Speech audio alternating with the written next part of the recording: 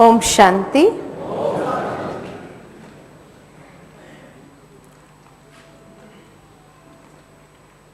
प्रथम सत्र में आप सभी ने राजयोग का विषय सुना। आज सवेरे अभी का जो सत्र है उसी के लिंक में ये सत्र है। बहुत सुंदर अभी आपने एक गीत सुना कि अपनी चिंतन की धारा को बदल दो, जीवन का रूप बदल जाएगा और बहुत सुंदर जीवन महसूस होगा। The art of positive thinking, ये तो हम सभी जानते हैं कि पॉजिटिव थिंकिंग करना चाहिए। जागृति हर एक के अंदर है, परंतु ये पॉजिटिव थिंकिंग कौन करता है, कहाँ से होता है, और अगर पॉजिटिव थिंकिंग नहीं चलता तो उसका कारण क्या है और उसको खत्म करने की विधि क्या है, ये अभी के इस सत्र में हम देखेंगे। आज सवेरे के सत्र में आपने जब आत्मा की वास्तविकता देखी तो आत्मा की 3 सूक्ष्म शक्तियों के बारे में बताया गया, और वो सूक्ष्म शक्ति है जिसको कहा मन, बुद्धि और संस्कार।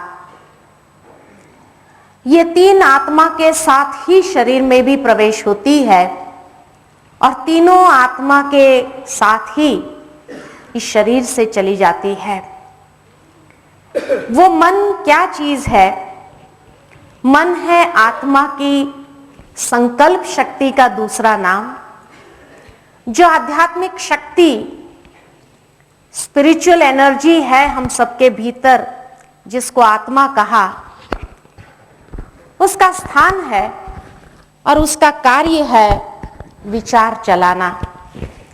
मन जितने भी विचार चलाते हैं मन के अंदर चलते हैं, और वो विचारों के आधार पर हमारी मानसिक स्थिति बनती है। मन के और भी कर्तव्य है, खाली सोचना नहीं है। हमारे भीतर जो भी फीलिंग्स आती है, महसूस जो हम कर सकते हैं एक एक विचारों को, चाहे वो अच्छे विचार हो चाहे बुरे विचार हो, वो महसूस भी मन करता है। नए नए विचारों को क्रिएट करना, जो रचनात्मकता है वो भी मन के अंदर समाई हुई है। मन काफी कुछ इमेजिन भी कर सकता है, रचनात्मकता के साथ साथ बहुत कुछ देख सकता है, और उसके अंदर ही इच्छा शक्ति समाई हुई है। जब भी मन के अंदर इच्छा उत्पन्न होती है, ये करे ये न करे, तो ये इच्छा शक्ति भी मन के पास ही है। स्मृति जो है वो भी हमारे मन के अंदर है, कि जो यादाश्त है, कई बातों के जो पूर्व अनुभव है, ये अनुभव को जब याद करने का प्रयत्न करते हैं, ये याद करने की शक्ति भी मन की है, और साथ ही साथ अनुभव करने की शक्ति भी मन के पास है। तो मन के खाली एक ही सोचने का कार्य नहीं है, लेकिन सोचने के साथ साथ ये सारी क्रियाएं भी मन की शक्ति की है। इसीलिए मन एक बहुत महत्वपूर्ण आत्मा का अंग कहो या आत्मा की सूक्ष्म शक्ति कहो, मन के ऊपर ही सब कुछ निर्भर करता है। तभी तो श्रीमद् भगवत गीता के अंदर में भी यही कहा कि आत्मा का शत्रु और मित्र अगर है तो वो मन है। जब मन मित्र बन जाता है तो मन अच्छे से अच्छा अनुभव करा देता है, लेकिन जब वो नकारात्मक चिंतन करके अपना शत्रु बन जाता है, तब भी हम अपने आप में बहुत हीनता की भावना को महसूस करते हैं। जीवन में कभी कभी डिप्रेस्ड हो जाते हैं, वो भी उसी कारण से। तो इसलिए मन को मित्र बनाने की कला जिसको मॉडर्न लैंग्वेज में कहा आर्ट ऑफ पॉजिटिव थिंकिंग। जब सकारात्मक विचार करेंगे तो जरूर मन अपना मित्र बन जाएगा। वो मन एक तूफानी घोड़े के रूप में दर्शाया है। कई प्रकार की उपमाएं मन के लिए दी गई है। किसी ने कहा मन चंचल है, एक बंदर के जैसा है। किसी ने कहा एक तूफानी घोड़े जैसा है जिसको कंट्रोल करना बहुत मुश्किल है। किसी ने कहा एक तूफानी बच्चे जैसा है, चंचलता करता रहता है। ऐसे अनेक प्रकार की उपमाएं मन को दी गई। लेकिन आज हम आपको एक बात बताते हैं कि मन बहुत सुंदर चीज है। मन न तो तूफानी घोड़ा है, न तो चंचल बच्चा है, न तो एक चंचल बंदर है जो उछल कूद करता रहता है। अगर उछल कूद करता है, तूफान मचाता है, तो वो इसलिए क्योंकि हमने मन को समझा नहीं है। जिस दिन हम मन को समझ जाए और उसकी शक्ति को समझ जाए, उसकी क्षमता को समझ जाए, उसके बाद उस मन को चलाना आसान हो जाता है। सिर्फ उसको क्या चाहिए ये समझ लेना चाहिए। जैसे एक तूफानी बच्चा है, खूब चंचलता करता है, तूफान मचाता है, पड़ोसी उसको 10 चीजें देता है तो भी वो मानता नहीं, और भी चीजें उठा उठा करके फेंकता है। लेकिन जब उसकी मां आती है, उसको पता है कि इस बच्चे को इस वक्त क्या चाहिए, ये क्यों तूफान मचा रहा है, उसको वही चीज उठा करके दे देती है। वो चंचलता समाप्त हो जाती है, शांत हो जाता है, क्योंकि मां ने बच्चे की साइकोलॉजी को समझा है। इसलिए उसको वही चीज मिल जाने से वो शांत हो जाता है। हमें भी मन को समझने की आवश्यकता है, और जिस दिन हम मन को समझ जाएंगे कि ये अगर तूफान मचाता है, चंचलता करता है, तो उसको क्या चाहिए, भटक रहा है तो क्यों भटकता है, किस खोज में भटक रहा है, और अगर उसको वो चीज प्राप्त हो जाएगी तो मन शांत हो जाता है। मन इतना सुमन बन जाता है, श्रेष्ठ मन बन जाता है, बहुत अच्छा अनुभव कराता है। मन को तूफानी घोड़ा इसलिए कहते हैं कि मन के विचारों की गति जो है बहुत तीव्र है।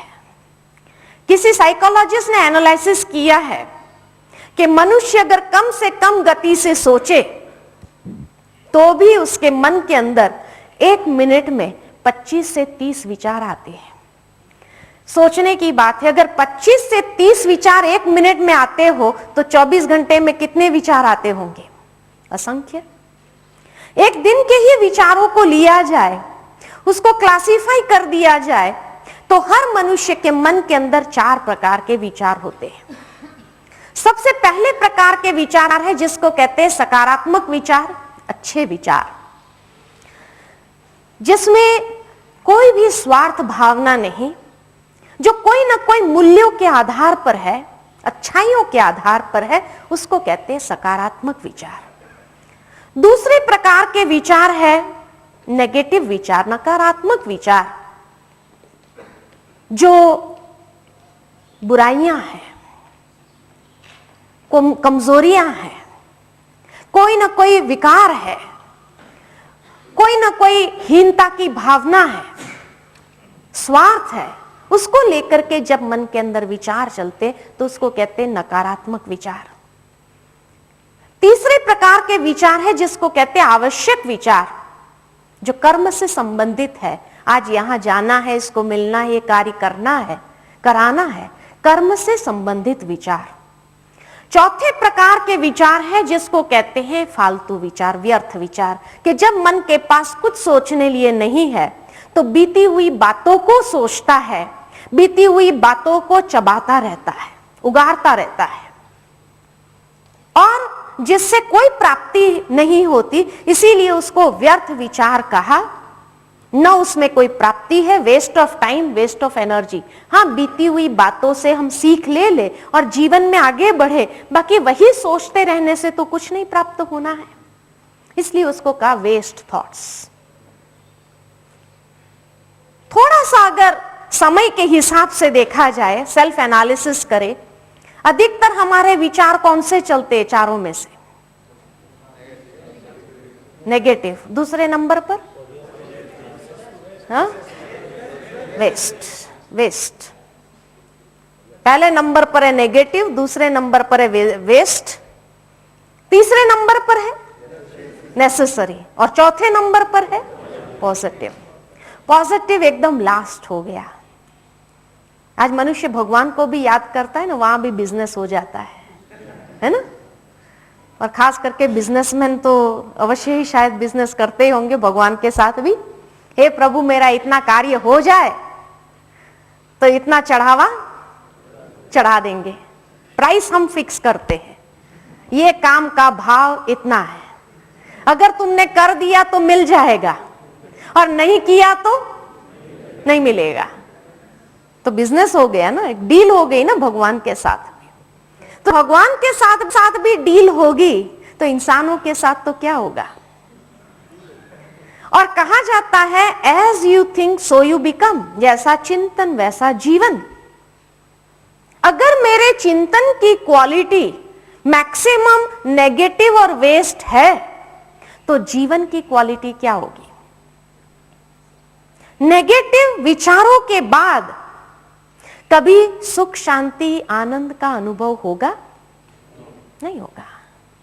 वेस्ट चिंतन करने के बाद खुशी का अनुभव होगा।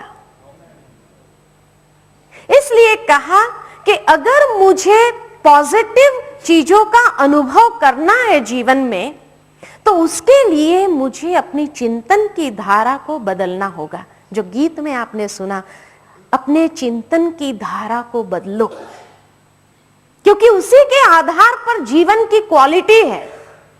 जो क्वालिटी आप जीवन में अनुभव करना चाहते हैं विचारों के माध्यम से कर सकते हैं। पॉजिटिव विचार इसलिए एक कला है।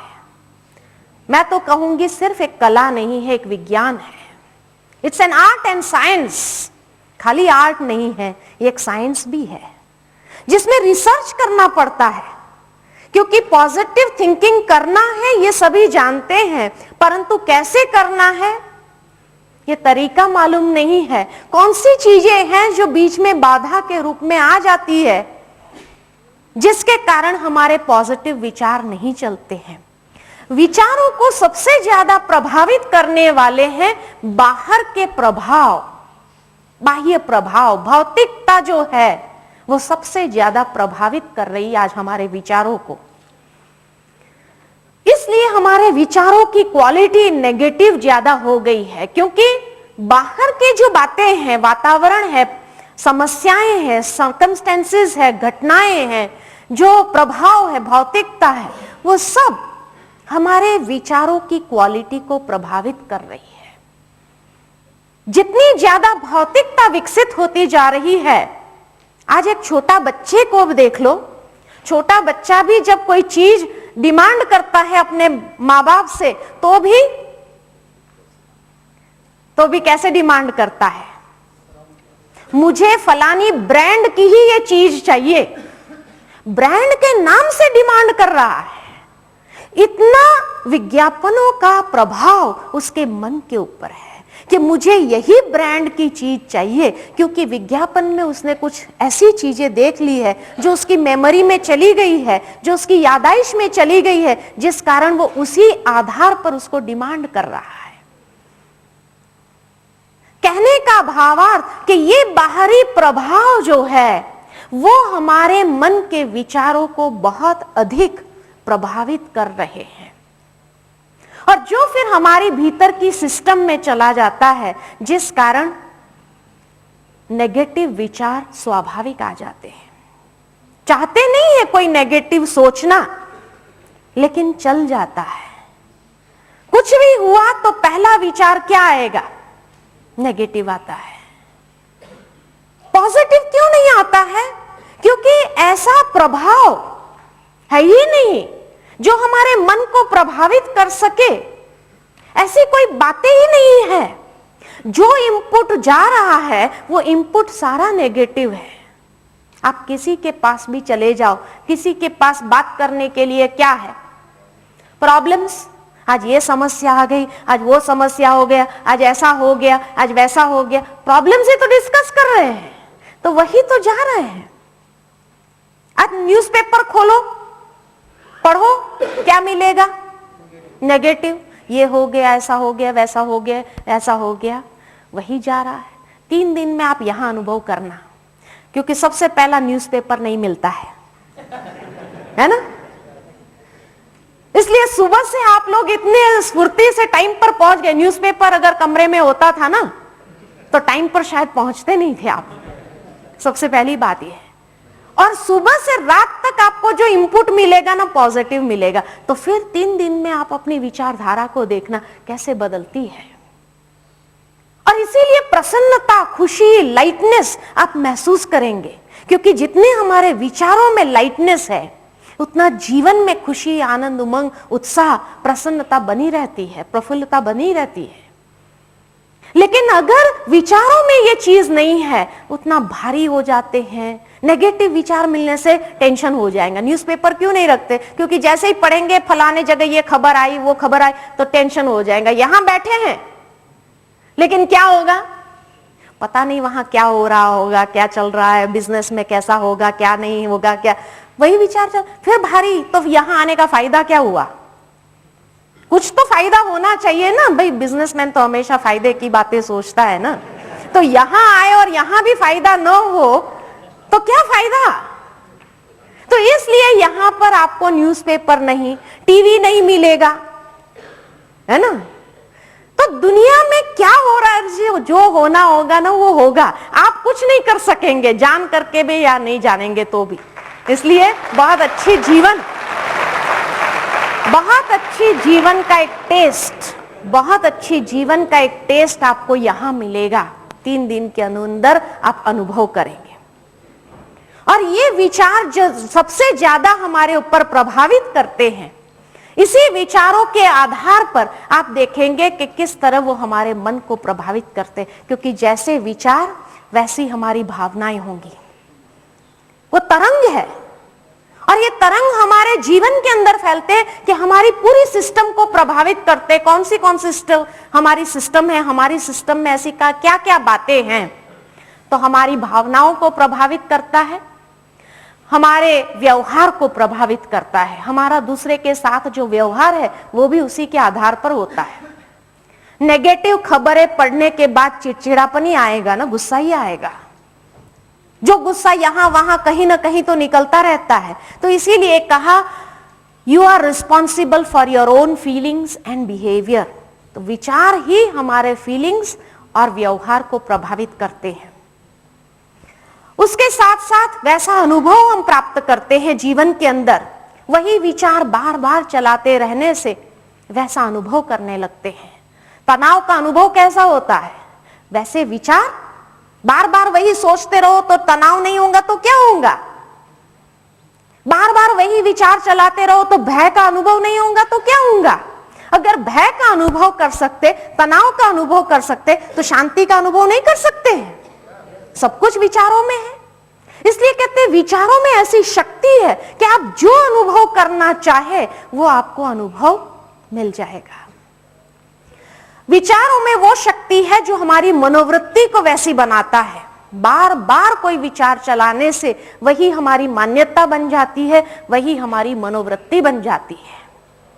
और वो मान्यताएं फिर सही होने दिखाई देती है कि जैसे सही हो रही है।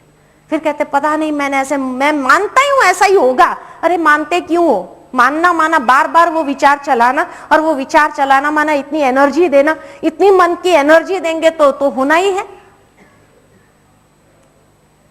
उससे तो पॉजिटिव सोचो तो नहीं होने वाली चीज भी प्रैक्टिकल हो सकती है। अगर नेगेटिव चीज हो सकती तो पॉजिटिव चीज नहीं हो सकती है। इसलिए कहा विचार एक बीज की तरह है। जैसा बीज बोएंगे वैसा ही आपको फल यानी अनुभव होगा जीवन में, वैसे आपकी जीवन की क्वालिटी बनती जाएगी। सकारात्मक विचार मन की शक्ति का संचार करता है, नकारात्मक विचार मन की शक्ति को व्यय कर देता है, खत्म कर देता है। इसलिए पॉजिटिव विचारों की आवश्यकता है। हाँ, कोई एक दिन में परिवर्तन नहीं हो जाते हैं विचार, समय अवश्य लगता है, लेकिन थोड़ी धैर्यता हमें अपने आप से रखनी पड़ती है। इसलिए कहा मन को समझने की आवश्यकता है। तो सबसे पहली चीज जो मन को समझने की बात है कि जो बाहरी प्रभाव हमारे जीवन को प्रभावित कर रहे हैं वो क्या चीज है? Blocks to positivity. हमें पॉजिटिव क्यों नहीं बनने देती है? कौन सी ऐसी बातें हैं जो हमें पॉजिटिव बनने से रोकती है? बाहरी प्रभाव में ऐसी क्या बातें हैं? तो सबसे पहली बात है कॉन्फिडेंस, शक्ति नहीं, आत्मशक्ति नहीं है, आत्मविश्वास की कमी।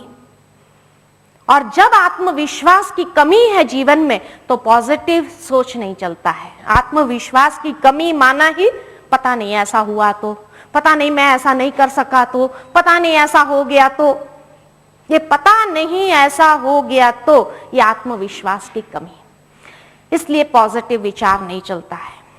दूसरा है पता नहीं दूसरे लोग क्या कहेंगे, किसी ने मेरी निंदा कर दी, किसी ने मेरी टीका कर दी, मैंने ऐसा किया तो, मैंने वैसा किया तो, उसका डर है, इसलिए पॉजिटिव विचार नहीं चलते हैं।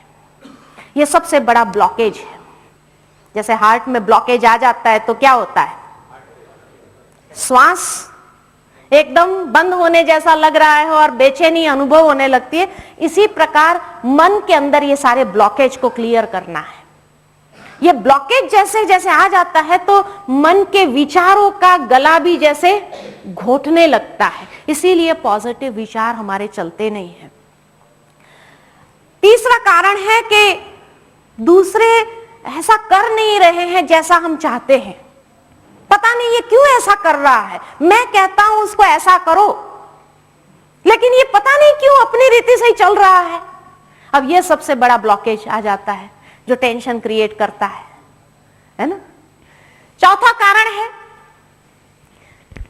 बीइंग इंटिमेटेड, कि जो आप जहां पर लगाव है वहां के विचार ज्यादा सताते हैं। फ्रस्ट्रेशन, एंगर, इरिटेशन ये भी ज्यादा क्रिएट होता है, और फ्रस्ट्रेशन, गुस्सा, चिड़चिड़ापन ये जब आएगा तो मन पॉजिटिव तो सोच नहीं सकता है ना। और फिर कई बार कई लोग क्या कहते हैं, मेरे में एक ही कमी है, बस मुझे गुस्सा बहुत जल्दी आ जाता है, एक ही कमजोरी है। अरे ये कमजोरी है तो छोड़ दो, तो क्या कहते हैं, अरे इसके बिना काम कैसे को होगा।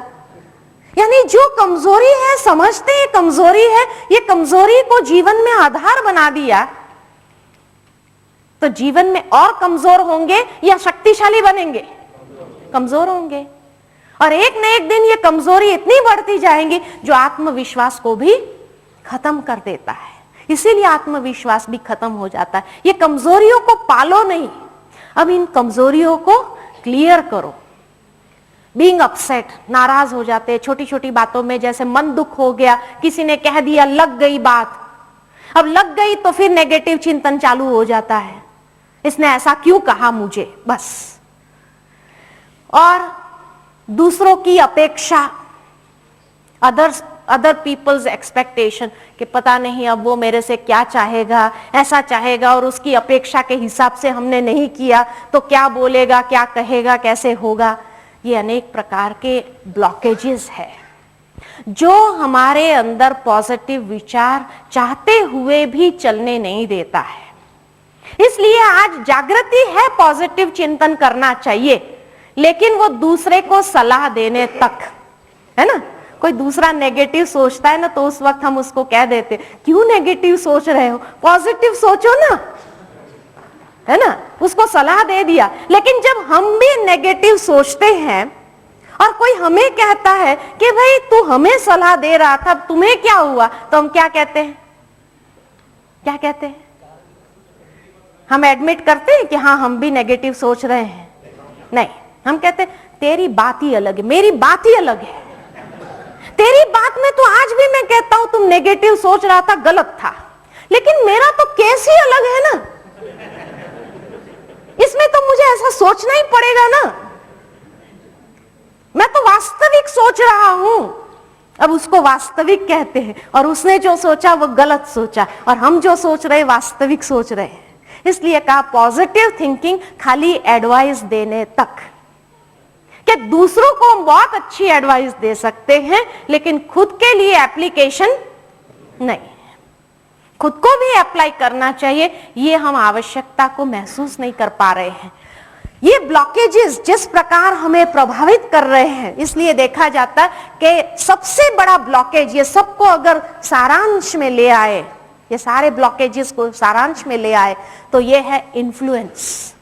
The main block to positivity is looking outside for happiness. बाह्य स्वरूप में देखते हैं कि खुशी कहां से मिलेंगी, बाहर ढूंढना चालू करते हैं, भौतिकता में ढूंढना, and it influences us and we become dependent. हम उसके शिकार हो जाते हैं, हम उसके अधीन हो जाते हैं।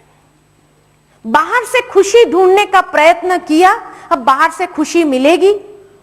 इसीलिए तो बड़े बड़े महान आत्माओं ने यही कहा, खुशी बाहर नहीं अंदर है, सुख बाहर नहीं अंदर है, शांति बाहर नहीं अंदर है। ये हमारी भीतर की शक्ति है, उसको उजागर करना है, उसको बाहर ले आना है। लेकिन जब हम बाह्य प्रभावों के अधीन हो जाते हैं, उसके गुलाम हो जाते हैं, तब हमारी खुशी, हमें खुशी मिलती नहीं है, हमारी खुशी गायब हो जाती है। और इसलिए अधीनता कभी भी खुशी का अनुभव नहीं कराता है, और उसके कारण सबसे बड़ा नुकसान जो होता है वो प्रभावों से, बाह्य भौतिकता के प्रभावों से या कोई भी प्रकार के प्रभावों से, कि हम अपना सेल्फ रिस्पेक्ट खत्म कर देते हैं। उसके अधीन हो गए ना, अधीन हो गए तो अपना वजूद खत्म हो गया, अपना अस्तित्व जो होना चाहिए वो नहीं रहा, हम उसके अधीन हो गए, तो अपना सेल्फ रिस्पेक्ट खत्म हो जाता है। इसीलिए तो दूसरों से रिस्पेक्ट मांगना पड़ता है।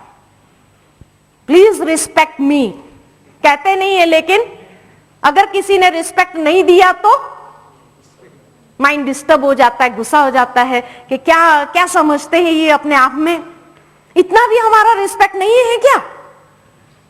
और इस तरह से हम रिस्पेक्ट मांगना चालू करते हैं, मुझे रिस्पेक्ट दो, मुझे रिस्पेक्ट दो। अरे रिस्पेक्ट मांगने की चीज नहीं होती है, रिस्पेक्ट प्राप्त करने की चीज होती है। आप अपने उसमें रहो, अपने अस्तित्व में स्थित रहो, अधीनता में नहीं आओ, तो देखो आपको कैसे मिलेगा, अपने आप मिलेगा। तब कई बार कई लोग क्या कहते हैं, अब इतना तो हम ये समझ सकते हैं ना कि भाई हमें ये मिलना चाहिए या नहीं मिलना चाहिए, लेकिन वास्तव में वो होता है ईगो। इसलिए कहा जाता है ईगो और सेल्फ रिस्पेक्ट में बहुत कम मार्जिन है। ईगो और सेल्फ रिस्पेक्ट, स्वमान और अभिमान, दोनों में बहुत कम मार्जिन है। कई बार होता है अपना अभिमान, लेकिन हम समझते हैं ये हमारा स्वमान है। अभिमान किसको कहते हैं और स्वमान किसको कहते हैं? हाँ? अभिमान शब्द दो शब्द से बनता है, अभि और मान। बड़ों का अभिमान क्या है? अब भी मेरी बात मानना चाहिए, मान लिया तो मेरा अभिमान सेटिस्फाई, और नहीं माना तो गुस्सा ना। और छोटे का अभिमान क्या होता है? अब भी मान मिलना चाहिए, हमने इतना जो किया उसकी कदर तो है नहीं, उसके कोई शब्द एप्रिसिएशन के तो है नहीं, और मान मांग रहे हैं कि हम उनकी बात माने। लेकिन मान मिले ना हमको, तो मान मिले, ये अपेक्षा रखना, अपेक्षा रखने से प्राप्त नहीं होता है, देने से प्राप्त होता है। आपको रिस्पेक्ट चाहिए, आप रिस्पेक्ट दो तो आपको स्वतः मिलेगा। आप किसी को सहयोग दो, सहयोग देने से आपको सहयोग मिलेगा। आप किसी से प्यार से बात करो, आपको प्यार मिलेगा। मैं एक बार एक ट्रेन में जा रही थी, कहीं जाना था मुझे, मेरे सामने की सीट पर एक बहन बैठी थी, दो बच्चे थे उसके, एक 3 साल का था, एक 5 साल का था। दोनों बच्चे एक खिलौने से खेल रहे थे। अचानक दोनों में पता नहीं क्या झगड़ा हो गया, छोटे छोटे ही तो बच्चे थे, झगड़ा हो गया, दोनों को वही चाहिए खिलौना, वो कहे मुझे चाहिए, वो कहे मुझे चाहिए। अब लड़ाई हो गई दोनों की। मां ने वो 5 साल वाले को कहा, बेटा इसको दे दो। वो 5 साल वाला पूछता है, यही चीज उसको क्यों नहीं कही गई, मुझे क्यों कही गई, इसको कहो मुझे दे देवे। मां ने क्या कहा, आप होते तो क्या कहते, तू बड़ा है। वो मां ने भी यही कहा, तू बड़ा है, ये छोटा है, इसको दे दो। 2 मिनट वो बड़ा बच्चा, 5 साल का ही है, ज्यादा बड़ा नहीं है, 5 साल का बच्चा सोचता है। सोच करके 2 मिनट के बाद अपनी मां से कहता है, मैं तो हमेशा ही इससे बड़ा रहूंगा, ये तो कभी मेरे से बड़ा होने वाला है ही नहीं। देखो उसका लॉजिक बहुत अच्छा था कि क्या जिंदगी भर मुझे चेंज होना पड़ेगा, मुझे उसको देना पड़ेगा। क्या कहेंगे आप, हां कहो अन्याय है, ना कहो तो कहेंगे अभी इसको कहो फिर मुझे दे देवे। अब क्या कहेंगे आप, उसकी जगह होते थे तो क्या कहते थे, हाँ समझदार। वो तो हर बार ही 2 साल छोटा है, 2 साल तो छोटा ही रहने वाला है ना, तो समझ में तो अंतर ही रहना है ना। लेकिन पहला कौन खेलेगा,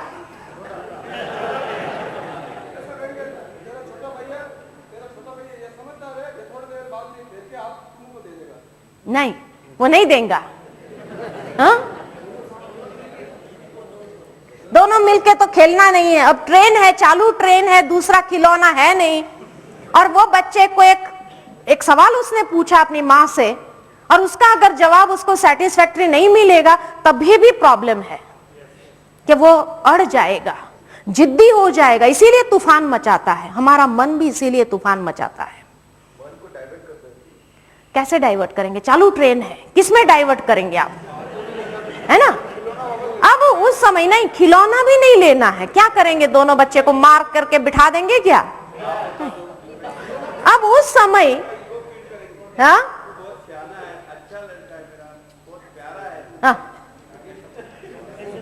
उससे वो सेटिस्फाई नहीं हुआ, उसने जो प्रश्न पूछा ये उसका जवाब नहीं। अब क्या हुआ कि वो माँ भी, मुझे भी हंसी आ गई सुन करके उसकी बात को, कि देखो आजकल का बच्चा, हमारे समय में अगर हमको कहते थे माँ बाप कि दे दो तो हम सवाल नहीं पूछते थे, दे देते थे। लेकिन आज का बच्चा एक लॉजिकल क्वेश्चन पूछता है और उसको सेटिस्फैक्टरी आंसर देना बहुत जरूरी है इस उम्र में, क्योंकि उसी के आधार पर उसका भविष्य बनना है। उस बच्चे को मैंने बुलाया, 5 साल वाले को, मैंने कहा इधर आओ, तेरे को ये खिलौना चाहिए? बोला हाँ चाहिए। मैंने कहा देखना अब भी तेरा भाई तेरे को दे देगा 2 मिनट के अंदर। कहा नहीं देगा। वो जानता था अपने भाई को अच्छी तरह से, कहता नहीं देगा। मैंने कहा और दे दिया तो उसको जरा चैलेंजिंग लगा। मैंने कहा देखना है तेरे को?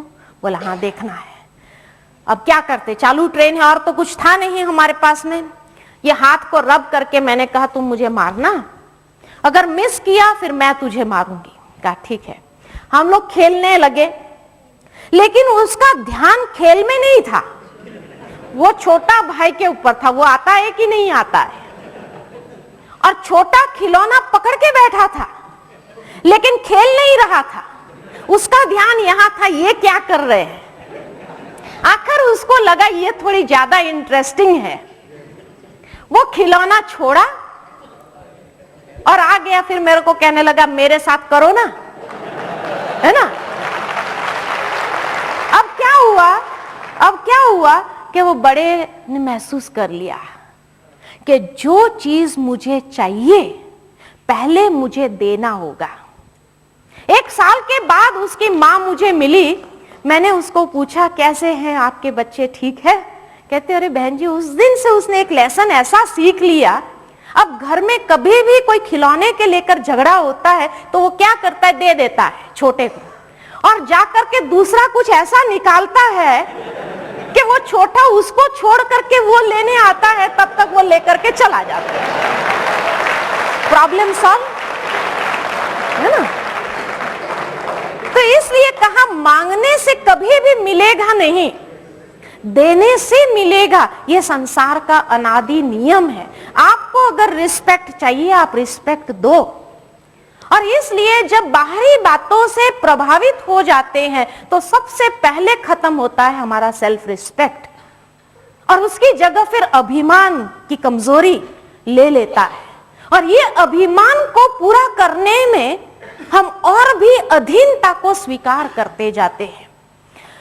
दूसरी बात जो है, loss of sense of choice, हमारी फ्रीडम खत्म हो जाती है। उसमें हमारी जो स्वतंत्रता है, दूसरे के अधीन होना, बातों के अधीन होना, चीजों के अधीन होना, माना हमारी अपनी स्वतंत्रता समाप्त हो गई। तो हमारी स्वतंत्रता खत्म होती है और फिर धीरे धीरे नेगेटिव भावनाएं मन के अंदर क्रिएट होना चालू होती।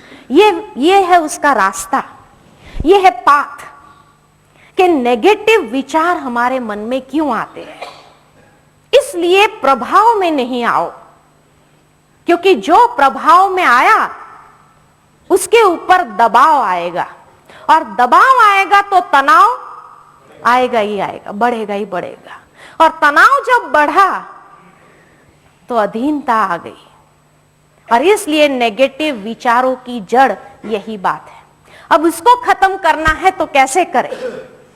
इसको खत्म करने के लिए, क्योंकि प्रभाव कौन सी चीजों को खत्म कर देता है, किस तरह हमें गिरती कला की ओर ले जाता है, नीचे उतार देता है, ये विधि या रास्ता बताया है उसका।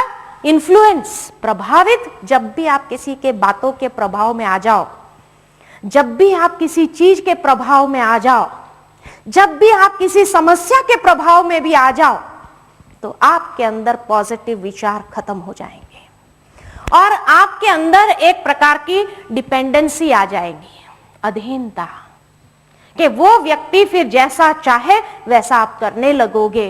वो चीज भी आपको अपने अधीन कर देती, आपकी नींद हराम कर देंगी, आपको नींद नहीं लाने देंगी, आपको शांति से बैठना है तो बैठने नहीं देंगी। इस प्रकार की डिपेंडेंसी आपकी आ जाती है।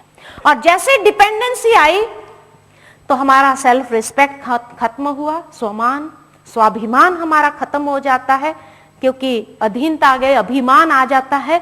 और उसके कारण से लेकर के हमारे भीतर और ज्यादा अधीनता को स्वीकार करने लगते हैं, और ज्यादा चाहिए और ज्यादा चाहिए, क्योंकि रास्ता मिल नहीं रहा है। एक के बाद दूसरी अधीनता लगातार चलने लगती है, और उसको लेकर के और अधीनता जब जीवन के अंदर आ जाती है तो क्लैरिटी खत्म हो जाती है, कंफ्यूजन शुरू हो जाता है। और माइंड इतना कंफ्यूज हो जाता है कि ये कंफ्यूज माइंड फिर पॉजिटिव सोचने की क्षमता नहीं रखता है, और इसलिए जीवन के अंदर फिर गलतियां होती है, गलतियों पर गलतियां होती है, गलत डिसीजन ले लेते हैं आप। और जब गलत डिसीजन की भुगतान पड़ती है तब बहुत कठिन महसूस होती है। Waste of time, waste of energy, सब वेस्ट होने लगता है। इसलिए इससे हम अपने आप को बचाए, इन प्रभावों से बचाने की आवश्यकता है, क्योंकि ये अधीनता नहीं तो फिर जब भी कोई घटनाएं आती है, जब भी कोई समस्या परिस्थिति आती है, तो ये घटनाएं परिस्थिति समस्या हमसे एक प्रत्युत्तर की मांग करती है, एक रिस्पॉन्स डिमांड करती है। और जब ये प्रत्युत्तर की मांग करती है तो ये प्रत्युत्तर कहां से निकलता है? अब यहां मान लो कि मेरे प्रत्युत्तर में नेगेटिव इमोशंस आ गए, नेगेटिव भावनाएं आ गई। ये नेगेटिव भावनाएं कहां से निकलेगी? तो हमारे व्यवहार से, बिहेवियर से बाहर आती है, गुस्से के रूप में बाहर आती है। अब ये बिहेवियर जाकर के उस घटना में, उस परिस्थिति में शामिल होता है। तो ये घटना आई, हाँ, ये घटना आई, ये घटना एक नकारात्मक प्रत्युत्तर क्रिएट करती है, ये प्रभावित करती है, इन्फ्लुएंस करती है हमारे व्यवहार को। कैसे हमारे इन्फ्लुएंस के अधीन हो जाते हैं और इस प्रकार से जब इन्फ्लुएंस करती है हमारे व्यवहार को, ये व्यवहार जाकर उस घटना में, उस समस्या में शामिल हो जाता है। लाइट करना इधर की। हाँ, तो समस्याएं, परिस्थिति, प्रॉब्लम्स जो भी आते हैं, ये एक प्रत्युत्तर मांग करते हैं। ये प्रत्युत्तर में अगर नकारात्मकता आ गई, नकारात्मक भावनाएं उत्पन्न हुई, ये प्रभावित करते हैं हमारे व्यवहार को। जब यहां से निकलती है तो ये व्यवहार जाके उस घटना में, उस परिस्थिति में, उस समस्या में शामिल हो जाती है। तो ये घटना उलझेगी या सुलझेगी? उलझेगी। सुलझी तो नहीं। कैसे गलतियों पर गलतियां होती है, अब उलझी, सुलझी नहीं। Again it demands a response. फिर से उसने प्रत्युत्तर की मांग की, और ज्यादा गुस्सा आया, और ज्यादा व्यवहार आपका निकला ऐसा, फिर से जाके उसमें शामिल हुआ। उलझी या सुलझी? और उलझी। ऐसे उलझते उलझते उलझते एक छोटी सी बात, राई जैसी बात पहाड़ बन जाती है। और जितनी बार ये एक विशेष साइकिल में आप चले गए, जितनी बार ये उलझती गई, उतनी बार क्या होता है कि आपके डिसीजंस सही नहीं निकल रहे, आप उसके अधीन ही होते जा रहे हैं। Waste of time, waste of money, waste of energy. अच्छा, काफी देर के बाद आपको महसूस हुआ कि मेरा प्रत्युत्तर गलत था। थोड़ा सा अगर मैंने शांति से काम लिया होता था तो शायद ठीक होता था, लेकिन अब ईगो आ रहा है बीच में, इसलिए अब शांति से बात नहीं कर सकते हैं। क्योंकि अब अगर शांति से बात करूंगा तो सामने वाला क्या कहेगा? आ गया ना लाइन पर, ठीक हो गया ना। तो इसलिए अब शांति से और काम नहीं हो रहा, माना, और व्यक्ति नीचे की ओर ही चला जाता है, उसकी सारी शक्ति नष्ट होती जा रही है। विधि इतनी ही है कि जब भी कोई घटना प्रत्युत्तर की मांग करती है तो कम से कम थोड़ा शांति से सोचो कि ये इसमें प्रत्युत्तर कैसे देना है और कैसे देना है। थोड़ा शांति से अगर व्यवहार में आओ, पॉजिटिव व्यवहार करो, तो ये घटना उलझेगी या सुलझेगी? सुलझेगी। और कभी कभी तो बड़े पहाड़ जैसी बात भी एक राउंड में ही सुलझ जाती है। तब कई लोग आश्चर्य खाते हैं, आपने इतना जल्दी कैसे कर दिया? लेकिन बस इतनी टेक्निक है। इसीलिए पॉजिटिविटी की आवश्यकता है, क्योंकि नहीं तो वो इन्फ्लुएंस किस प्रकार से हमें हर रीति से प्रभावित करती है, हमारी स्वतंत्रता को नष्ट करती है। कि जो आत्मा स्वतंत्र है उस स्वतंत्रता को भी खत्म करती है कि हम अपनी भावनाओं को एक्सप्रेस नहीं कर पाते हैं। We cannot think, we cannot experience, we cannot express what I want when I want to। जब भी मुझे कुछ एक्सप्रेस करना है, जो एक्सप्रेस करना है वो कर नहीं पाएंगे, क्योंकि आप अधीन हो गए। अधीन हो गए तो अब उसके सामने बोले कैसे, क्या कहेगा वो? तो आपकी स्वतंत्रता गई। और उस कारण से जो आप करना चाहते हैं, बाहरी प्रभावों से मुक्त होना चाहते हैं, वो भी नहीं हो सकते हैं। और आप अपने आंतरिक क्षमता, आपके आंतरिक संसाधन जो है, उसके ऊपर भी आप रिलाई नहीं कर पाते हैं, क्योंकि वो भी काम नहीं कर रहे हैं। नहीं तो आत्मा के पास अथाह क्षमता है, अथाह शक्ति है, लेकिन उसके ऊपर आप आधारित नहीं हो सकते हैं। और फिर धीरे धीरे और बंधन में बनते जाते हैं। आपकी स्वतंत्रता जब खत्म होती है तो, और परिस्थितियां, व्यक्ति और जो भौतिकता है वो आपको अपने बंधन में ले आती है।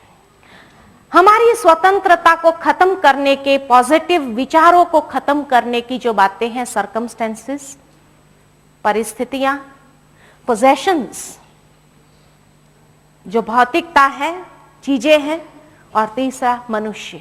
और वो किस प्रकार प्रभावित करते हैं उसको भी हम प्रैक्टिकल देखते हैं। कैसे सर्कमस्टेंसेस हमारी फ्रीडम को खत्म कर देती है, प्रभावित करती है। मानो बारिश आ गई तो भी दुख, अरे बारिश आ गई, क्या मुसीबत हो गई, कार्य करने के लिए जाना था। माना हर परिस्थिति आपको खुशी नहीं देती है, हर परिस्थिति में आपको जैसे दुख ही दुख मिल रहा है। I didn't have a formal education. कई लोग सोचते मेरे को ठीक से एजुकेशन नहीं मिला नहीं, इसलिए आज मुझे ये सब भोगना पड़ता है, इसीलिए ऐसा होता है। अरे दुनिया में कई लोग तो अनपढ़ होते हुए भी करोड़पति हो गए, इतने ऊंचे से ऊंचे स्थान पर पहुंच गए।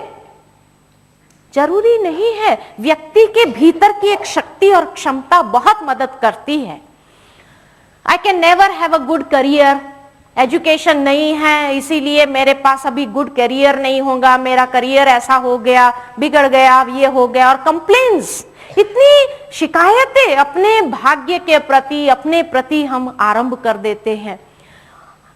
मेरे पास तो टाइम ही नहीं होता है इसीलिए मैं खुश नहीं रह सकता हूं, मेरा ऐसा है वैसा, अपने प्रति शिकायतें। तो परिस्थितियां हमें खुश रहने की स्वतंत्रता नहीं देती है, हमें शांति में रहने की स्वतंत्रता नहीं देती है, उमंग उत्साह में रहने की स्वतंत्रता नहीं देती है।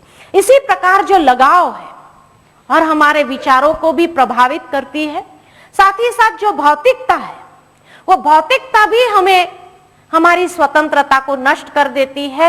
जो विचारों की स्वतंत्रता है, मुख्य रूप से पॉजिटिव सोचने की जो स्वतंत्रता है, उसको नष्ट कर देती है।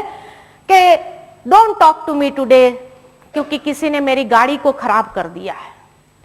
मानो कि गाड़ी के साथ लगाव है, अब गाड़ी को किसी ने स्क्रैच कर दिया, बस उसका गुस्सा और वो चीज को लेकर के इतना अपसेट रहेंगे, दूसरे पर भी गुस्सा करते रहेंगे। किया है किसी और ने, उसका पता ही नहीं है, और गुस्सा कर रहे हैं किसी और पर।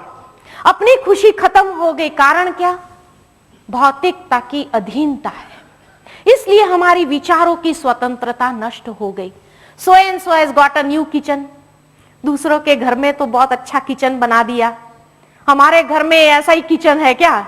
जिंदगी भर हमें ऐसे ही करना है क्या? चलाते ही जाना है क्या? ये प्रॉब्लम है, वो प्रॉब्लम है, ऐसा सुविधा नहीं, वो सुविधा नहीं। और इस कारण से ईर्ष्या, और ईर्ष्या जब अंदर में उत्पन्न होती है तो भी हमारी पॉजिटिव विचारों की स्वतंत्रता नष्ट हो जाती है। If I can't find the right colour shoes, तो ये सूट को ही फेंक दो, ये चीज को ही खत्म कर दो। फ्रस्ट्रेशन आना लगता है, ये चीज मेरे साथ पास नहीं है। देखो दूसरे लोग कैसे कपड़ों के हिसाब से जूते पहन के आते हैं, कपड़ों के हिसाब से ये पहन के आते हैं, कपड़ों के हिसाब से ऐसा अपने आप को तैयार करके आते हैं, और हमारे पास नहीं है। तो पोजेशंस कैसे हमारे विचारों की अधीनता ले आती है। Someone has moved my books, I am not going to get out of it until I find it. माना किसी ने हमारी कोई चीज थोड़ी सी हिला दी, यहां से यहां कर दी, तो भी हम अपसेट हो जाते। इस कारण नेगेटिव विचार आरंभ हो जाते हैं। और व्यक्ति दूसरे बहुत क्लेवर है, बहुत होशियार है, उनके आइडियाज अच्छे हैं, कॉन्फिडेंस खत्म कर देगा आपका, नेगेटिव विचार शुरू कर देगा। दूसरे लोग मुझे पसंद नहीं करते हैं और इसीलिए ऐसा होगा, तो fear of rejection, dependency, anger, arrogance, ये सब भावनाएं मन के अंदर क्रिएट होती है। तो इस कारण से हमारी नकारात्मकता नष्ट हो जाती। अब अगर पॉजिटिव विचार करना है तो क्या करना पड़ेगा मुझे? हमारे पास शक्ति है। हमें अपने आप को ये कहना है कि मैं अपनी विचारधारा को बदलने की मालिक हूं, मैं अपनी विचारधारा को बदल सकती हूं। कोई मेरी स्वतंत्रता को छीन नहीं सकता है जब तक मैं खुद न दूं। और इस तरह से आप अपनी विचारधारा को परिवर्तन करें।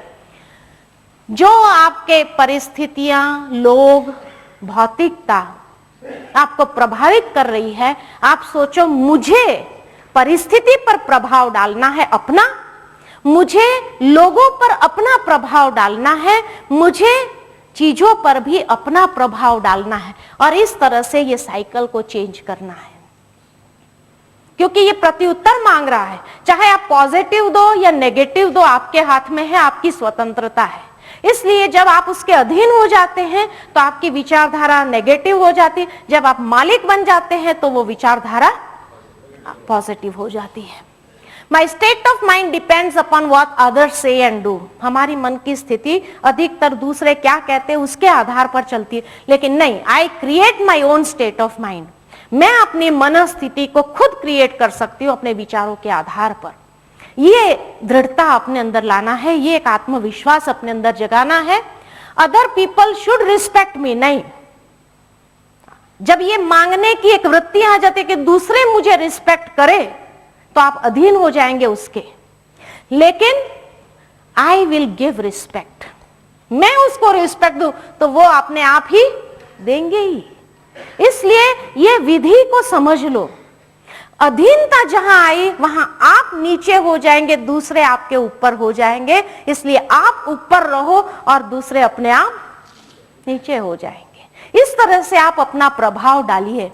आई नीड टू बी लव्ड, नहीं, मैं दूसरों को प्यार से बात करूं, प्यार से चलाऊं तो वो अपने आप मुझे प्यार करेंगे। जो हम देंगे वही मिलेगा। पता नहीं लोग मेरे पर विश्वास नहीं करते हैं, नहीं, मैं दूसरों के अंदर आत्मविश्वास को जागृत करूं, वो अपने आप मेरे पर विश्वास करने लगेंगे। तो इस तरह से हम अपने परसेप्शन को बदले, अपने दृष्टिकोण को बदले अपने जीवन के प्रति, क्योंकि दृष्टिकोण को जैसे बदलेंगे तो विचारधारा बदलने लगेंगी। दृष्टिकोण, जैसा आप देखते हैं, देखने के दो तरीके होते हैं, जैसा आप देखेंगे वैसा ही आपके विचारधारा चलेगी। अगर आपका दृष्टिकोण सही है तो आपकी विचारधारा सही होगी, अगर आपका दृष्टिकोण ही गलत है तो विचारधारा भी गलत होगी। और इसलिए ये चेंज करना है। You get what you give, जो आप देंगे वही आपको मिलेगा। पॉजिटिव विचार पॉजिटिव रिस्पॉन्सेस क्रिएट करेगा, नेगेटिव विचार नेगेटिव रिस्पॉन्सेस क्रिएट करेगा। और इस तरह राय का पहाड़ या पहाड़ की राय स्वतः बन जाएगी। अब मुझे चेंज करना है दृष्टिकोण को, तो कैसे चेंज करेंगे? थोड़े समय के लिए भी आप स्वयं को अलग करो, परिस्थिति से अलग करो, व्यक्तियों से अलग करो। जैसे मान लो कि हम ये कुर्सी पर बैठ जाते हैं और कुर्सी के साथ हमारा बहुत लगाव हो गया, कुर्सी से उठना नहीं चाहते हैं हम, और हमको दरवाजे तक जाना है तो कैसे जाएंगे? अगर कुर्सी को साथ उठा उठा करके जाएंगे कैसे दिखेंगे हम? लोग हंसेंगे ना। लेकिन सहज बात यह है, उठ जाओ, कुर्सी से अलग हो जाओ। अगर ले भी जाना है कुर्सी तो लेकर के चले जाओ, उसमें लोग आपके ऊपर हंसेंगे नहीं। इसलिए स्टैंड बैक, थोड़ा आप अपने आप को अलग करो, उस परिस्थिति से अलग करो, व्यक्तियों से अलग करो और सोचो, ऑब्जर्व, देखो, संपूर्ण रूप से उसको देखो और देखने के बाद अपने विचारों को एक डायरेक्शन दो। पॉजिटिव डायरेक्शन देना भी आपके हाथ में है। और अलग होकर के देखेंगे तो आप अपने विचारों को डायरेक्शन, दिशा दे सकेंगे। अगर लगाव में आकर के देखेंगे तो आप अधीनता में आ जाएंगे। इसीलिए अलग हो जाओ और देखो, तो आप न्याय कर सकेंगे, जस्टिफाई कर सकेंगे। और फिर याद रखो कि आप अपने विचारों को क्रिएट करने वाले मास्टर्स हो, आप मालिक हो अपने मन के। जैसे आप अपने मन को चलाना चाहोगे वैसे आप चला सकोगे। तो इस तरह से आप मालिक बन करके अपने विचारों को चलाओ। उसके लिए क्या करना है? To develop positive thoughts. Problem से भी आप अपने आप को अलग कैसे करेंगे? अलग करो, लेकिन कैसे करो? तो ये याद रखो कि कोई भी प्रॉब्लम सदाकाल नहीं चलती है। आई है, समस्या आई है और चली जाएगी, सदाकाल तो रहने वाली नहीं है। इसलिए वो समस्या का स्वरूप बनने के बजाय थोड़ा दूर होकर के अच्छी तरह से समस्या को देखो और फिर उसके ऊपर सोचो। Tomorrow holds a solution. कल एक नया सवेरा है। जिसमें समाधान समाया हुआ है, तो वो समाधान का स्वरूप होकर के उस समस्या को देखो आप, तो समस्या से अलग हो जाएंगे। Standing back clears my mind, मेरे मन के अंदर जो कंफ्यूजन है उसको क्लियर करेंगे और हम फोकस कर सकेंगे अपनी एनर्जी को और अच्छी तरह से उसका देख सकेंगे, उसका आनंद ले सकेंगे। Disidentify the from the positions, जो चीज है भौतिकता है उससे भी, उसके लगाव से भी स्वयं को अलग करो कि my personality is not in the pair of shoes. जूते की जो हम कंप्लेन करें कि मेरे जूते मेरे सूट के हिसाब से नहीं है, तो मेरी पर्सनैलिटी जूते में नहीं है। मेरा व्यक्तित्व जो है, चाहे हम कैसे भी कपड़े पहनेंगे तो भी अगर व्यक्ति के अंदर आत्मविश्वास है, वैल्यूज है, तो उसकी पर्सनालिटी वैसे ही दिखाई देती है। जूतों और कपड़ों से मेरी पर्सनालिटी नहीं बननी है, मेरी पर्सनालिटी अपने आप में बहुत यूनिक है, उसको आप देखो।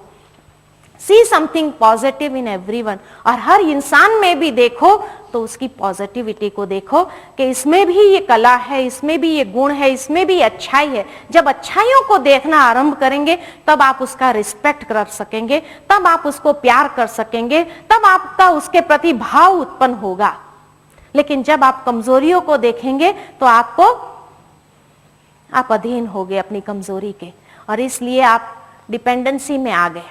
तो इस तरह से आप अपने विचारों को चेंज कर सकते हैं, और जब विचारों को चेंज करते हैं तो यह स्टेटमेंट हम अपने आप को अवश्य दें, आई एम वंडरफुल, हम बहुत अच्छे हैं। भगवान ने हर इंसान को जो संसार में बनाया है ना, हर व्यक्ति यूनिक है, हर व्यक्ति यूनिक है। इवन भगवान के पास भी वो शक्ति नहीं है कि मेरे जैसा दूसरा पैदा करके तो दिखाए, नहीं है उसके पास भी ताकत। वो पैदा करना चाहे तो भी नहीं कर सकता है, इतना हम यूनिक पर्सन है। इसीलिए दूसरों को देख करके दूसरों की जेरोक्स कॉपी बनने की कोशिश नहीं करो। उसने ऐसा किया इसलिए मैं भी ऐसा करूं, नहीं, आप अपने आप में बहुत अच्छे हो, आप दूसरों की जेरोक्स कॉपी बनना क्यों चाहते हो? ना आप वो बन सकते हैं, ना आप जो है वो बन सकते हैं, तो क्या होगा? फ्रस्ट्रेशन क्रिएट होगा। इसलिए आप ये मान के चलो कि ईश्वर ने आपको एक मास्टरपीस बनाया है, और आपके जैसा मास्टरपीस वो दूसरा क्रिएट नहीं कर सकता इस संसार के। आप एक ही, इसलिए आप बहुत वंडरफुल हो। जो है जैसा है बहुत वंडरफुल है, आपके जैसा दूसरा इस संसार में है ही नहीं। यह सबसे बड़ी बात है। दूसरा, पॉजिटिव थिंकिंग के लिए दूसरा, everyone has something good in them. हर एक व्यक्ति भी यूनिक है। जैसे मैं यूनिक हूं, मैं वंडरफुल, ऐसे हर एक व्यक्ति भी यूनिक और वंडरफुल है। हर एक में कुछ ना कुछ अच्छाई है। उसमें जो अच्छाई है मेरे में नहीं है, मेरे में जो अच्छाई है वो उसमें नहीं है। तो हर एक के अंदर जो अच्छाई है उसको देखने का प्रयत्न करो, तो आपको स्वतः ही उसके प्रति सम्मान उत्पन्न होगा कि वाह, उसके अंदर ये चीज कितनी अच्छी है, वाह उसके अंदर ये चीज कितनी अच्छी है, वाह उसके अंदर ये चीज कितनी अच्छी है, और उसकी विशेषता का भी आप लाभ ले सकेंगे। आपके सामने कोई भी व्यक्ति आता है तो आप उसके अंदर यही आत्मविश्वास जगाओ, वाह तेरे अंदर जो ये चीज है ना दूसरे किसी में नहीं है। फिर देखो वो कैसे आपकी हर बात को मानने के लिए तैयार है। दूसरों को भी कहेगा ये एक ही व्यक्ति है जिसने मेरे को अच्छी तरह समझा है, दूसरा कोई जानता ही नहीं है। तो इस तरह से वो आपके साथी हो जाएंगे और आप उसका भी लाभ लेना चालू कर सकते हैं। आप अपने जीवन में उसका भी सहयोग ले सकेंगे। इसलिए हर एक में अच्छाई देखना बहुत जरूरी है। एक छोटा सा जोक याद आता है कि घर में भी कभी कभी हम एक दूसरे को भी अच्छाई देख करके उसकी अच्छाई का वर्णन करें। एक बार एक पति घर में आता है तो उसकी वाइफ जो है टीवी देख रही है और पॉपकॉर्न खा रही है।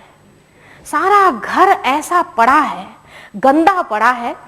तो पति ने देखा और उसकी वाइफ को पूछा क्या हुआ? वाइफ ने कहा कुछ नहीं हुआ। पति ने सोचा पता नहीं क्या हुआ, आज घर ऐसा ही फैला है। किचन में गए तो रात के बर्तन भी वैसे के वैसे पड़े हैं और पॉपकॉर्न खा रहे हैं। बाहर आके फिर पूछा पत्नी को क्या हुआ, कहा कुछ नहीं हुआ। रूम में गए तो रात का बिस्तर भी वैसा का वैसा ही पड़ा है, बिस्तर भी समेटा नहीं है। बाहर आकर के फिर पूछा भाई क्या हुआ, कहा कुछ नहीं हुआ।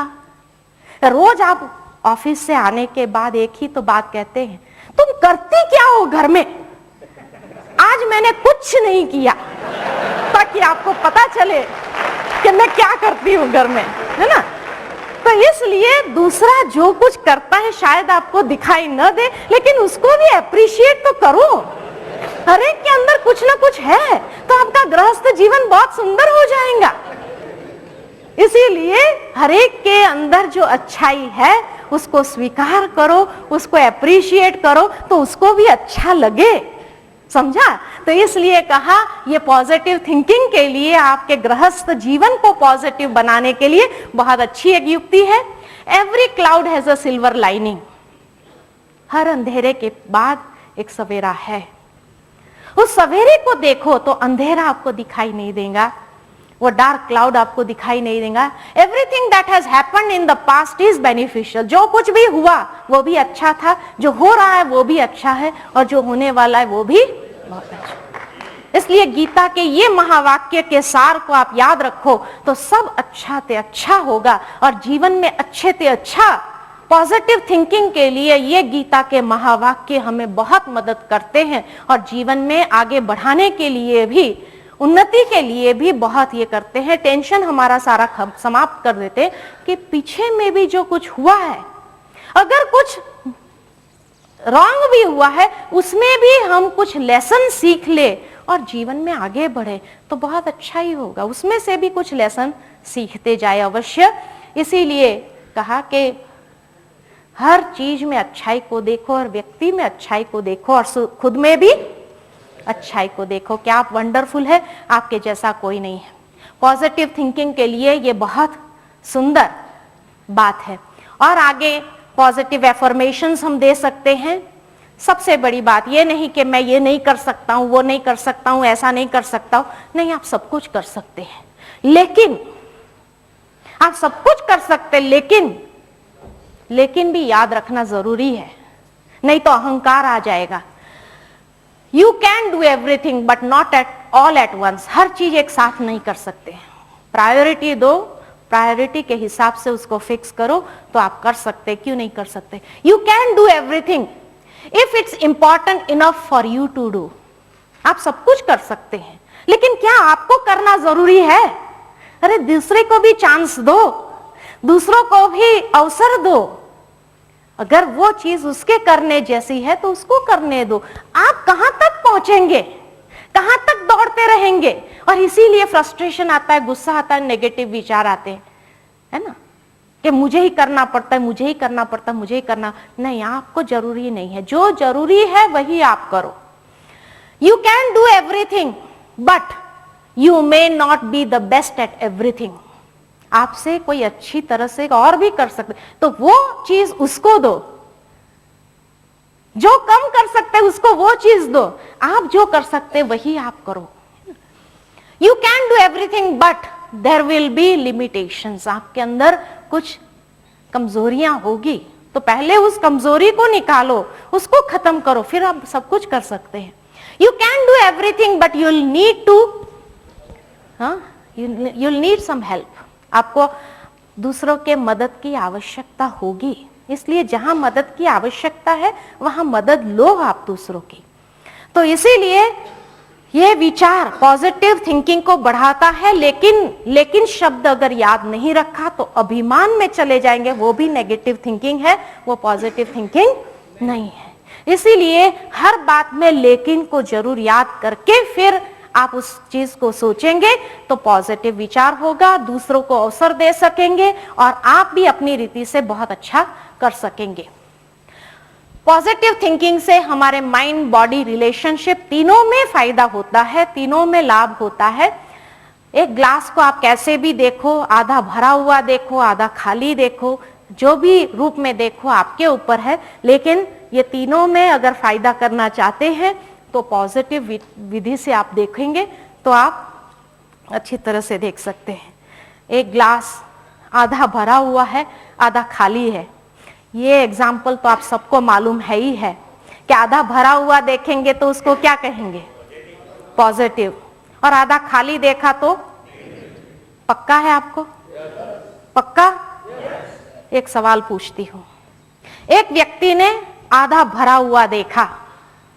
आधा भरा हुआ देखने के बाद उसके मन में आया खाली कर दूं, तो क्या कहेंगे? पॉजिटिव व्यक्ति था ना, क्या वो इंस्टेंट नेगेटिव हो सकता है? जो पॉजिटिव व्यक्ति है वो इंस्टेंट नेगेटिव कैसे हो सकता है? और एक व्यक्ति ने आधा खाली देखा और उसके अंदर भरने का विचार आया, तो क्या कहेंगे आप? बदल गया। इसीलिए यह स्टेटमेंट खाली आपको पढ़ाया गया था, आपने पढ़ा नहीं है, आपने रटा है ना? रटो नहीं जीवन में कोई भी चीज कि किसी ने आपको सुना दिया कि आधा खाली देखने वाला नेगेटिव है इसलिए नेगेटिव बोल दो, आधा भरा हुआ देखने के बाद वो पॉजिटिव है यही बोल दो। नहीं, इंटेंशन देखना बहुत जरूरी है। अगर इंटेंशन का पता नहीं है तब तक आप स्टेटमेंट नहीं दो, फंस जाएंगे। आधा खाली देखने वाला उसके अंदर भरने का विचार आया तो भी वो पॉजिटिव नहीं है। ये स्टेटमेंट सही है लेकिन आपको पढ़ाया नहीं गया है। आधा खाली देखने के बाद भी अगर भरने का विचार आया तो वो पॉजिटिव नहीं है। अगर पॉजिटिव है तो उसको करेक्शन दे करके देखो कि आधा खाली है इसलिए नहीं भरो, आधा भरा हुआ है बाकी का भले भर दो। फिर देखो उसका रिएक्शन कैसा है। अगर वो गुस्से में आ जाता है ना तो समझो ये क्यों भर रहा था? अपना ईगो सेटिस्फाई करने के लिए भर रहा था, इसीलिए वो नेगेटिव ही है, पॉजिटिव नहीं है। इसलिए आधा खाली देखने के बाद भी वो नेगेटिव ही है। इसलिए इंटेंशन बहुत जरूरी है कि इंटेंशन कैसा है व्यक्ति का, उससे फायदा होता है, न कि खाली एक स्टेटमेंट पढ़ा दिया गया आपको और उसको रट लिया और हमने जो भी आया कह दिया। नहीं, अगर सचमुच पॉजिटिव है आप करेक्शन देंगे ना तो वो क्या कहेगा? हाँ सही बात है, थैंक्स आपको कि आपने मेरे को करेक्ट किया, वो समझ लो ये पॉजिटिव है। लेकिन अगर रिएक्शन में आ जाता है तो वो पॉजिटिव नहीं हुआ, वो नेगेटिव है। वो अपना ईगो सेटिस्फाई करने के लिए भर रहा था, वो दूसरों के अच्छाई के लिए नहीं भर रहा था। इसलिए ये देखना जरूरी है कैसे ये बेनिफिट करता है हमारे माइंड, बॉडी एंड रिलेशनशिप्स को, वो देखते हैं। पॉजिटिव थिंकिंग का बेनिफिट सबसे बड़ा हमारे माइंड के ऊपर जो होता है कि हमारी रचनात्मक शक्ति को बढ़ाता है। जितना पॉजिटिव सोचते हैं आप उतनी आपकी रचनात्मकता बढ़ती जाएगी। नेगेटिव सोचने से आपकी रचनात्मकता कम हो जाती है। तो उसका सबसे बड़ा फायदा आपके माइंड को होगा, it gives insight and awareness into yourself. आपके भीतर देखने की क्षमता को बढ़ाएगा और आपके भीतर की क्षमता को भी बाहर लाने के लिए एक अवसर देगा आपको पॉजिटिव विचार। इट बिल्ड्स कॉन्फिडेंस, आपके मन के अंदर एक आत्मविश्वास को बढ़ाएगा। लीड्स टू इकोनॉमी और क्लैरिटी ऑफ थॉट्स, आपके विचारों की शक्ति को वेस्ट नहीं करेगा, उसमें इकोनॉमी करेगा और क्वालिटी आपकी अच्छी होगी, क्लैरिटी ज्यादा होगी, कंफ्यूजन कम होगी। It brings you closer to you your true being, आप अपनी वास्तविकता के समीप जाते हो, आप अपने आप से दूर नहीं जाते, आप अपनी वास्तविकता के नजदीक आते। It protects against the negative thoughts of others, और दूसरे भी जो आपके प्रति नेगेटिव विचार कर रहे होते हैं उससे भी आपको सुरक्षित रखता है, क्योंकि पॉजिटिव विचार करने से आपके आसपास एक ओरा क्रिएट होता है और ये ओरा के अंदर आप सुरक्षित रहते हैं। तो दूसरों के नेगेटिव विचार भी आपको प्रभावित नहीं करेंगे, आप उसमें सुरक्षित रहेंगे। इट फॉस्टर्स इंडिपेंडेंस, आपकी स्वतंत्रता को बढ़ाएगा और leads to calmness of mind. जितने पॉजिटिव विचार होंगे उतने मन रिलैक्स स्टेज का अनुभव करेगा, मन के अंदर स्ट्रेस कम होगा, मन के अंदर भय की स्थिति कम होगी। ये सब बातों से आपको मुक्त करके आपके भीतर की जो कामनेस है, जो शांति है, उसको बढ़ाएगा। दूसरा फायदा आपकी बॉडी के ऊपर जो होगा, मेक्स बॉडी रिस्पॉन्ड बेटर, क्योंकि मन का प्रभाव ही शरीर के ऊपर है। डॉक्टर्स लोग भी बताते हैं कि 70% जो बीमारियां हैं उसका मूल कारण है मन। सोचने से कई बीमारियां तो अपनी सोच के कारण ऐसी हो जाती है। तो इसीलिए makes body respond better, keeps physically मोर रिलैक्स्ड, आपके हार्मोन्स को ठीक रखता है और इसीलिए आपके बॉडी को रिलैक्स रखता है। Makes you feel more active, आप सुस्त नहीं हो जाएंगे, आप जैसे बोझ से लदे हुए नहीं लगेंगे आपको, लेकिन आप एक्टिव रह सकेंगे, एनर्जेटिक रहेंगे और आपका हेल्थ भी, जनरल हेल्थ भी बेटर कंडीशन में होगा। तो बॉडी के लिए भी बहुत बड़ा फायदा करेगा पॉजिटिव थिंकिंग, और साथ ही साथ आपके संबंधों में, दूसरों के साथ के संबंधों में भी आपको इजी करेगा। दूसरे आपको बहुत सरल समझने लगेंगे, आपके साथ सरलता से व्यवहार में आ सकेंगे। Enhances your ability to accept others with understanding, दूसरों के बीच में आपकी अंडरस्टैंडिंग लेवल बढ़ जाएंगी और बिना अपेक्षा के आपके व्यवहार कुशलता आएंगी। जो व्यवहार कुशलता की बात श्रीमद् भगवद गीता में कही है, आपकी अंडरस्टैंडिंग लेवल बढ़ जाएंगी। Positive thoughts influences others, sharing your happiness, जितने आप पॉजिटिव होंगे तो दूसरे भी आपसे एक्सेस करने में सहज फील करेंगे कि ये व्यक्ति नेगेटिव या माइंड नहीं करेगा, बुरा नहीं माने, हम उसके पास जाते तो सहज ही आपके साथ में दूसरे को भी खुशी शेयर करने का एक मौका देता है। Brings you in tune with others, दूसरों के साथ की आपकी ट्यूनिंग जो है, मेंटल ट्यूनिंग को भी बहुत अच्छी बना देता है। Attracts others as you are more peaceful, और आप शांत स्वभाव के होंगे तो इसलिए दूसरे को भी लगेगा कि नहीं, इस व्यक्ति के पास जाना, उसके साथ बैठना, बात करना अच्छा लगता है। और brings people closer to you, लोगों को आपके समीप ले आएगा। तो इस तरह से पॉजिटिव थिंकिंग हमें जीवन में बहुत उपयोगी सिद्ध होता है। हर क्षेत्र में हमारे सब जगह पर पॉजिटिव थिंकिंग, और जैसे मैंने कहा पॉजिटिव थिंकिंग करने की विधि, परिस्थिति, व्यक्ति या चीजों से स्वयं को अलग करो, संपूर्ण रूप से उसको देखो, स्टडी करो, और फिर आपके चॉइस आपके हाथ में है, नेगेटिव सोचना या पॉजिटिव सोचना, और उस तरह से प्रत्युत्तर देना का आपका हाथ में। तो आपका टाइम, मनी, एनर्जी वेस्ट भी नहीं होगा और आपको हर रीति से कुशल बना देगा। राय का पहाड़ या पहाड़ का राय आपके हाथ में है। तो ये है पॉजिटिव थिंकिंग करने का जीवन में सबसे बड़ा फायदा। इसके साथ ही यहाँ वाणी को विराम देती हूँ। ओम शांति। Thank you very much.